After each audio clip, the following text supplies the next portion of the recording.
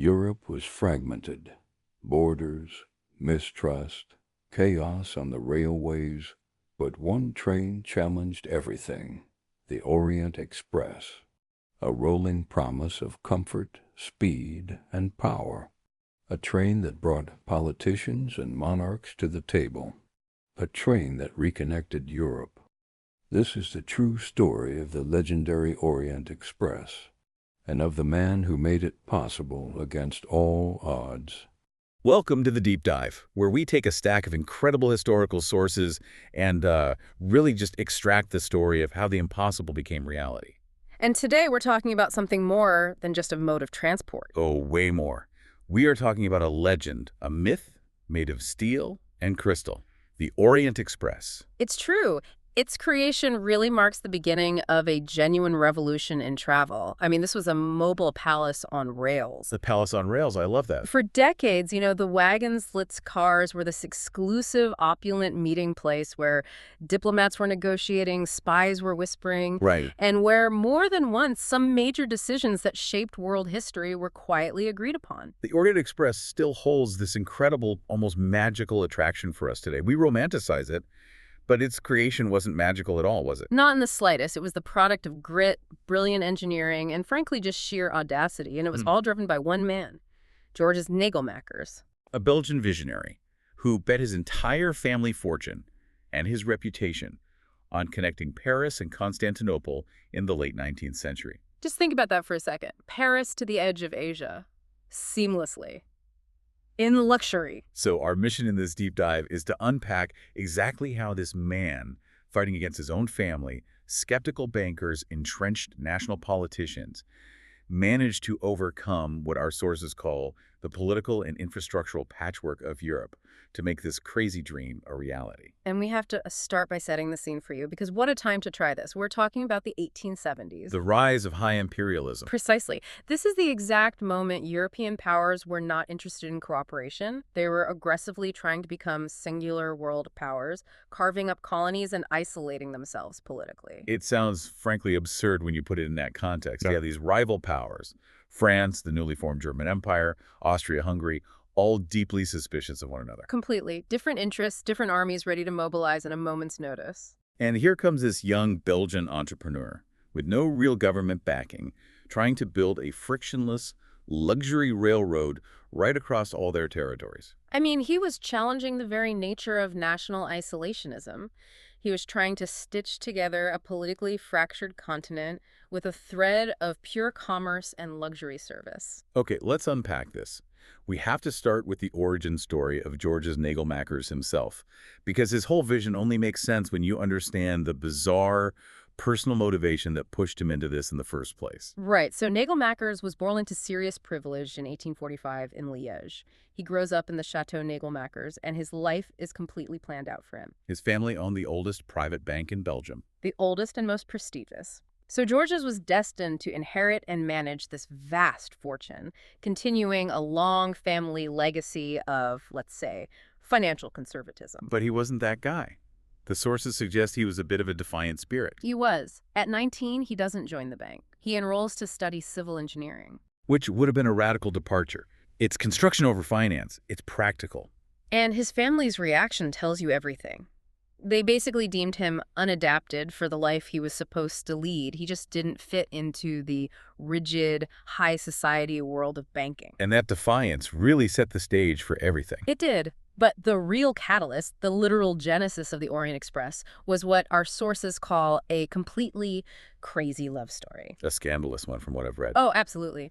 Georges falls passionately in love with his older cousin, and he actually wants to marry her. Okay, in his strict Catholic upper-class family, that's a problem. A huge problem. A cousin marriage, especially where the woman was older, was just unacceptable. A total stain on the family's reputation. So what does his father do? He does what any good Victorian patriarch would do. He engineers a strategic exile. He ships Georges across the Atlantic to the United States, supposedly for business experience. But really just to end the romance. Exactly.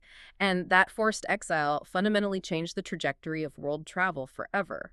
Because in the American West, Nagelmackers discovers two things: the incredible scale of the new transcontinental rail lines and George Pullman's sleeping cars.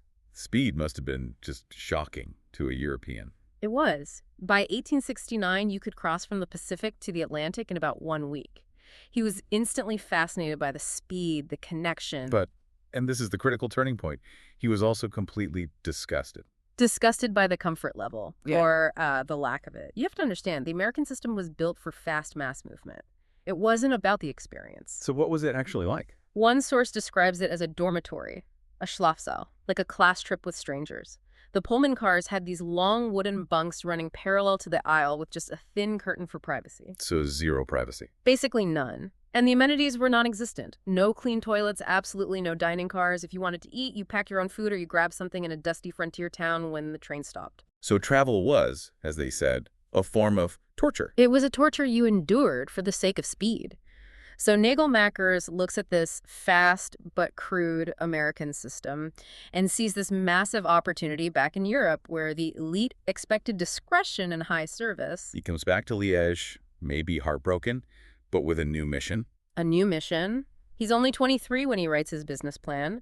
Project for the introduction of the sleeping car on European tracks. And his core idea was brilliant because it was, initially at least, capital light. That's the key. He wouldn't build the tracks or buy the locomotives. He'd just build the luxury box that rode on top of them. Exactly. His plan was to design and build these superior sleeping cars, addressing all the American problems with heating, stability, privacy, and then just attach them to the existing express trains of the state-owned rail companies. He was selling luxury as a service, an overlay on existing infrastructure. A brilliant distinction. But even with that plan, getting the money must have been just brutal. I imagine. It was. He used what little funds he could scrape together, mostly loans from his parents, which weren't nearly enough, to found the Compagnie Internationale des Wagonnets, the CIWL. And at the time, no one believed in it. No one. Not his family, not the banks. Nobody thought this little startup, born from a failed romance, would become the most successful international transport company in the world within 30 years. So now we move from his personal drama to this massive structural problem he was facing, the European rail landscape. Right. If America was relatively unified, Europe was what the historian Dr. Rainer Mertens famously called a chaotic patchwork, a flickin' teppich. We take seamless cross-border train travel for granted today. You just get on a train and it goes. But in the 1870s, every single country, and often every regional state within a country, had built its rail line to its own standards. You had different safety systems, different signals. And wildly varying clearance profiles. Okay, explain what a clearance profile is for our listeners. The clearance profile is the maximum size. The height and width the train car can be and still safely pass through all the tunnels, over the bridges, and alongside the platforms in a specific network. So if he built a wide, luxurious car for French tracks, it might get stuck in a German tunnel. Or clip a platform in Austria. and on top of that you have different track gauges. Exactly, the distance between the two rails. While a lot of Europe was moving to a standard gauge, places like Spain and Russia used wider gauges, partly for security reasons. So he had to deal with this physical chaos, but also the political chaos. The German Reich alone had just been unified. And it was made up of dozens of individual states, each with its own state railway. So Nagelmackers had to negotiate individually with the railways of Alsace-Lorraine, of Baden, of Württemberg, of Bavaria. Just to get one car through Germany. One car. Forget about getting all the way to the Ottoman border. It was a logistical and diplomatic nightmare. Which brings us back to the money. When he went to the banks, what was their big objection?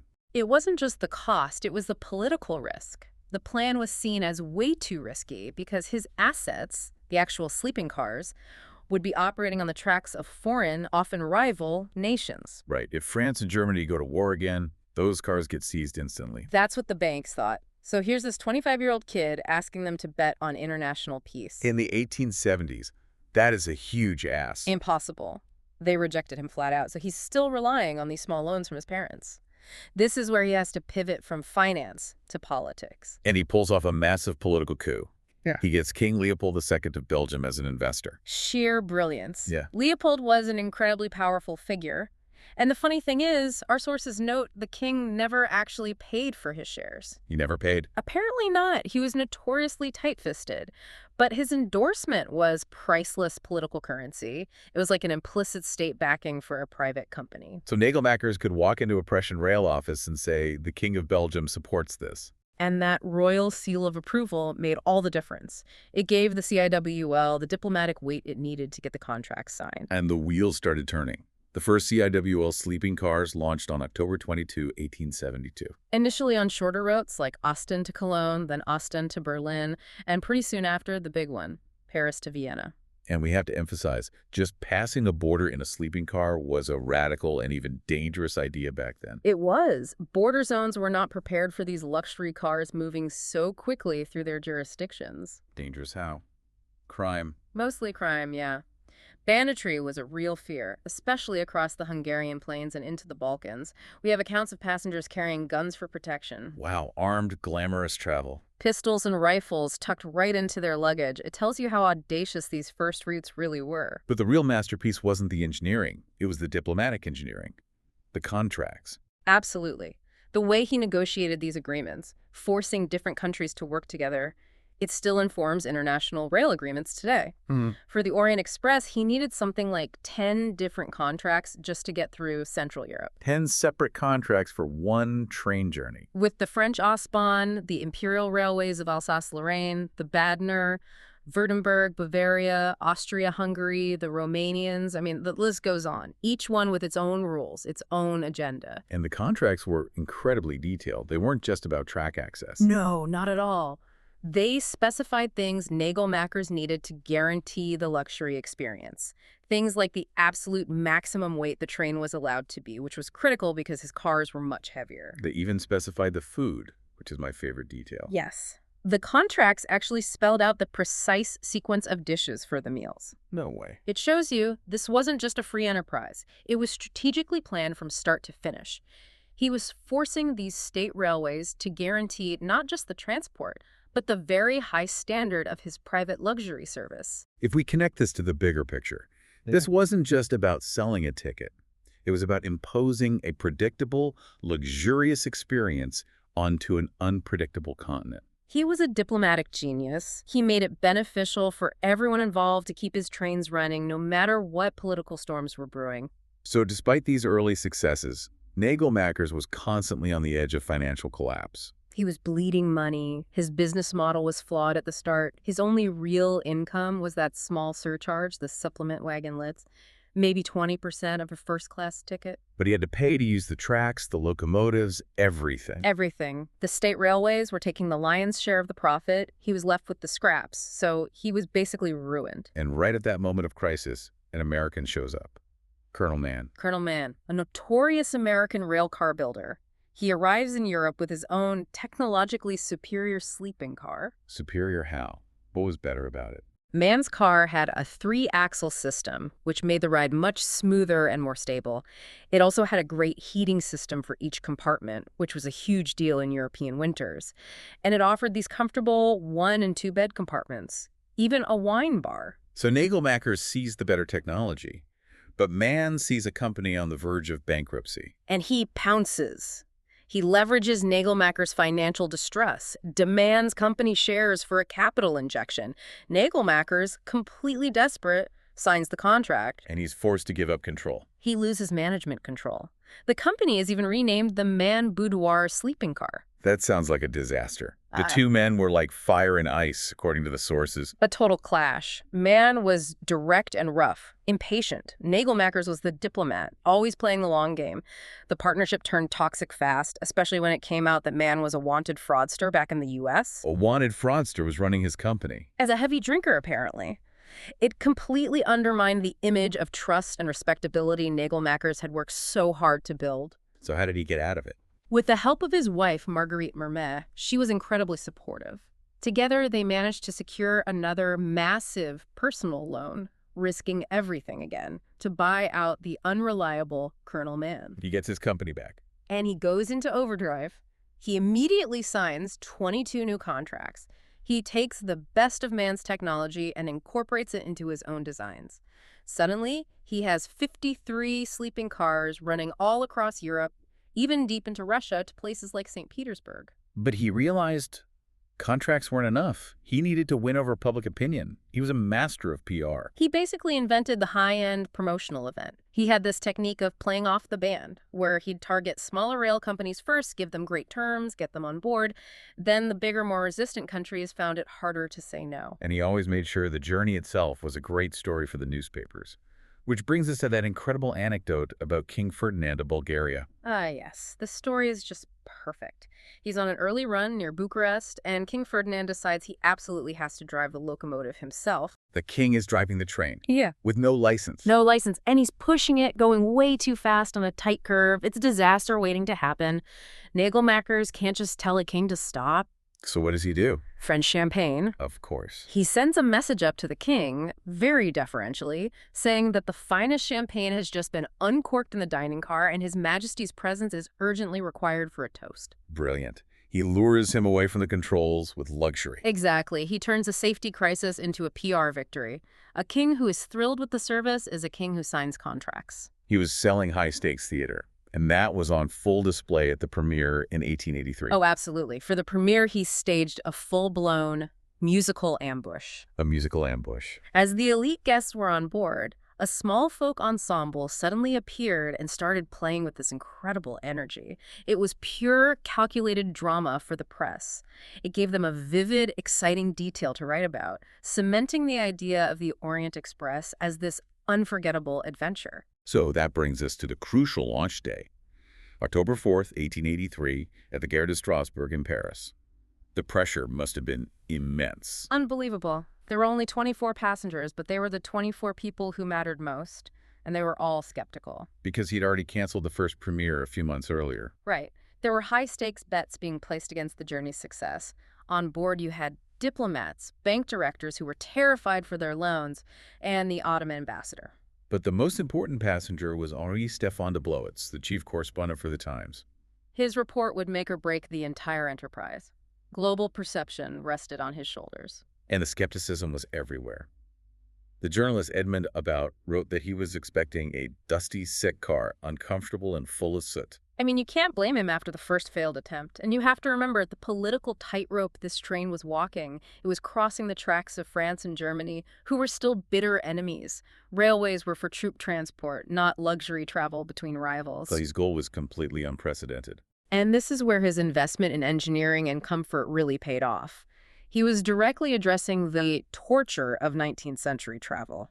I mean, by horse and carriage, Paris to Vienna was a 14-day ordeal. And Nagelmackers cut that down to a fraction of the time in total luxury. His sleeping cars were a world away from the American dormitory style. They were all about privacy, silence, individual compartments. The journals About had that great line about the ghost hand. Yes. He wrote that after he went to bed, a ghost hand discreetly appeared and extinguished the light, gently rocking him to sleep. It was supernatural service. And these cars were heavy. They were technical marvels. Up to 55 tons. That weight, combined with the four-axle design, gave it that incredibly smooth ride. It eliminated the sway and motion sickness of older trains. And to pull that much weight, you needed a powerful locomotive. Some of the most powerful in the world. Engines that could deliver almost 1,600 horsepower and hit speeds of 100 kilometers per hour. That was a huge deal back then. It's what allowed Blowitz to write that iconic line. I can shave at 80 kilometers per hour without bleeding. Almost. That one sentence told his readers everything they needed to know. This train was different. It was stable, it was fast, it was civilized. And you can't talk about civilized travel without talking about the toilets. A critical, if unglamorous, innovation. He understood that sanitation was part of luxury, so while the waste still ended up on the tracks, the compartments themselves were kept immaculately clean by attendants. So much so that the journalist About joked that the only problem was that people stayed in there too long because it was so comfortable. It sounds minor, but it was a massive cultural shift. It signaled that this journey was not an endurance test, it was an extension of a five-star hotel. And if you're in a five-star hotel, you expect five-star dining. That was his next big idea, the rolling restaurant. Europe's first true dining car. He didn't just sell snacks, he designed an entire fine dining experience, even separating rooms for smokers and non-smokers, which was a huge luxury standard. The logistics of that kitchen must have been insane. Cooking complex meals for dozens of people while the train is moving at high speed. The workers had to coordinate their movements like a tango to avoid disaster in the narrow galley. They cooked on this massive wood and coal-fired stove nicknamed La Piano. And Nagelmackers was obsessed with the quality of the service. Completely uncompromising. It was the Nagelmackers system. Only the best chefs, the most polished and polite service staff. Did that level of perfection rely on, exploiting the staff? That's a great question. The sources suggest the high costs came from paying for top talent. He recruited from the best hotel schools. While wages were low generally, the prestige and tips on the CIWL were significant. It attracted the best, and they were expected to perform at an almost military standard. And the menu itself was a logistical masterpiece. Fresh vegetables, Bordeaux wine. But the real innovation was that the menus adapted to the country the train was passing through. So they would load fresh, local ingredients at every major stop. Exactly. It showed the journey wasn't a suspension of fine living, it was a continuation of it. The food was so good, so legendary, that people would book a table, get on the train just to eat dinner, and then get off at the next stop. Using the train as the world's most exclusive and fastest restaurant. The Times reporter Blowitz was captivated. He wrote about the chef, saying his apron showed the traces of that glorious battle which he has been waging for 24 hours and which only brings him triumphs. He turned the chef into a hero. He did. And on the second day of that first journey, a major social milestone was passed. Women boarded for the first time. Which was a big deal. Long-distance travel was seen as men's business. Too dangerous, too dirty. So when the Austrian railway director entrusted his own wife and her sister to Nagelmackers' care, it was a public declaration. It was a stamp of approval that this train was safe, civilized, and respectable. The journey was certified as truly civilized. And as about noted, the moment you saw the finely set table, the silver champagne cooler, you instantly forgot any fear of the journey. The luxury just took over. But despite all this perfection, that first journey in 1883 didn't actually make it all the way to Constantinople by rail. That's right. The tracks just weren't finished. The train had to stop in Varna, Bulgaria. From there, passengers transferred to a simple local train and then a ship to cross the Black Sea. It still took only 81 hours and 40 minutes, which was revolutionary. And Nagelmackers, ever the perfectionist, made sure to send the best bottles of house wine along with them on the ship to provide that last touch of savoir-vivre. But the journey had already achieved its cultural mission. This was a peaceful meeting of worlds. I mean, think about it. Just 200 years earlier, the Austrians and the Ottomans were fighting existential wars. Now, Europeans could travel in total luxury to Constantinople, see the Hagia Sophia, and experience Ottoman culture firsthand. It was a new way of engaging with the East, not based on military conquest. Exactly. It helped demystify Oriental culture for Europeans. It was an engine of peaceful exchange in an age of colonial aggression. The grand finale, the direct connection, finally happened 6 years later, in the summer of 1889. The Orient Express pulled right into Sirkeci Station in Constantinople. And the station itself was built to match the train's grandeur. Sultan Abdulhamid II commissioned it specifically to be a worthy gateway for this symbol of Western luxury. And Nagelmackers, the ultimate showman, had one last trick up his sleeve. He arranged for Sufi monks, the whirling dervishes, to perform for the passengers right there on the platform, a taste of the exotic the second they stepped off the train. Even the original skeptic, Edmund About, had to admit he was wrong. His final words in his diary are the perfect summary. I was mistaken. Travel is no longer a torture. Here one travels in 17.5-meter-long palaces, as comfortable as in a Parisian luxury hotel. And the company, the CIWL, just exploded. By 1900, it employed over 6,000 people, with trains running to St. Petersburg, Vladivostok, even North Africa. But the train also became a dark barometer of European politics. After World War I, the route itself was changed. It was. The new Simplon Orient Express was rerouted through the Simplon Tunnel, deliberately bypassing Germany and the other defeated nations, as dictated by the Treaty of Versailles. The path of luxury became a map of political punishment. And then there's the truly wicked irony of the armistice car. A CIWL car, one of Nagelmackers' creations, became a symbol of national humiliation. Twice. In November 1918, the armistice ending the war was signed in that car, marking Germany's total defeat. And then, 22 years later, in 1940, the Nazis took their revenge. Hitler demanded that the armistice with France be signed in the exact same car. They dragged it out of a museum and put it back on the tracks for that single humiliating purpose. It's just astonishing. A vehicle created by a company dedicated to international understanding was repurposed into a symbol of pure hatred and humiliation. It's a testament to the power of the symbol he created. To force a surrender in that car was to humiliate the very idea of a connected, peaceful Europe. And yet, even that can't tarnish Nagelmackers' true achievement. He pulled off something that seems almost impossible, even today. A seamless connection between Occident and Orient. He managed to overcome borders without waging war. He did it with luxury, service, and diplomacy. So what does this all mean? The story of the Orient Express is really the story of this relentless pursuit of perfection. Nagelmackers knew perfection is impossible, but he strove for it anyway, down to the last custom-designed dinner plate. He was a true disruptor. He took the fragmented, hostile infrastructure of a continent and just overlaid it with his own private layer of standardized luxury. He proved that commerce and comfort could, at least temporarily, transcend deep political divides. The Orient Express is still the legendary train of trains. But its real magic isn't just in the teak and champagne. It's in the shift in perspective it gave people. And that brings us back to Henri de Blowitz. After he finally reached Constantinople, he wrote something incredibly powerful. He said, "Everything I imagine has nothing to do with what I see. Everything is more beautiful, much more beautiful, because the human imagination cannot dream up infinite beauty." Wow. That leads us to an incredible question, you know. Does luxury travel just connect us from A to B? Or does Nagelmackers' success prove that true, comfortable, well-executed travel actually expands our ability to perceive beauty in the world in a way that transcends even our own imagination? Something for you to mull over. Here's where it gets really interesting.